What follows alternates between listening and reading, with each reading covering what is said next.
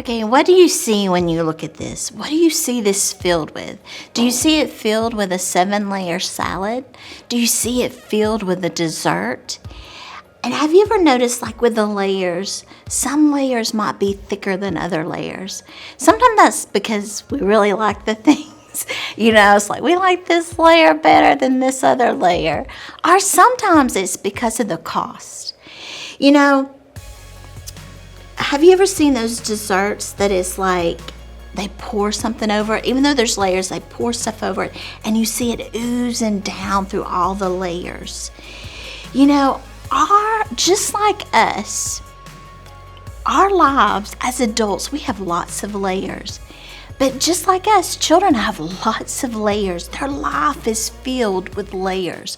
There's school, there's relationships, there's activities, there's maybe football, gymnastics, dance. There's all of these layers. Because we're a spirit, soul, and body, each part of us has needs. And our spirit needs to be fed every single day. So that's a layer.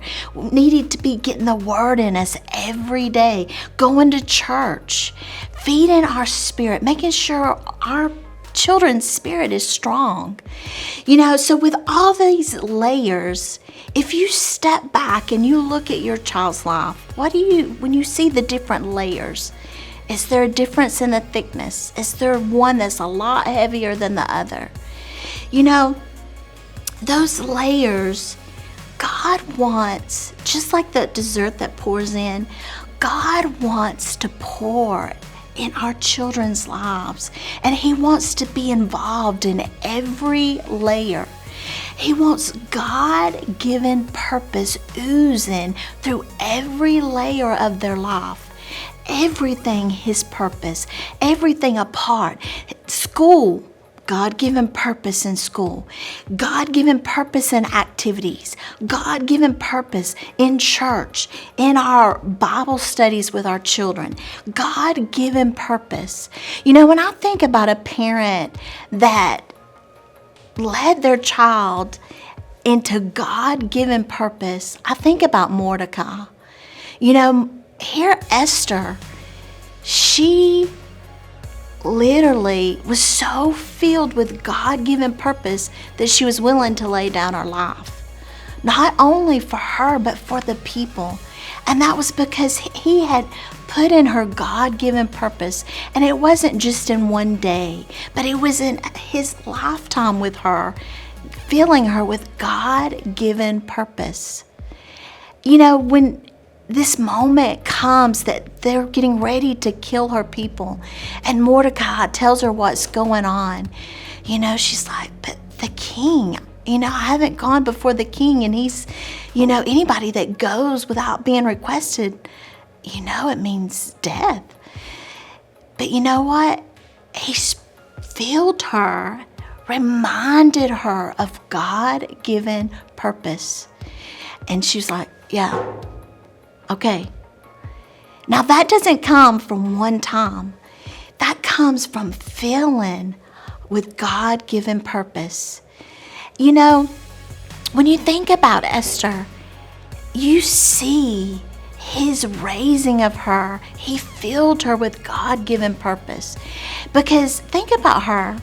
She could have been filled with bitterness. Because she lost both of her parents, not just one, she lost both of her parents. But she obviously was not filled with bitterness.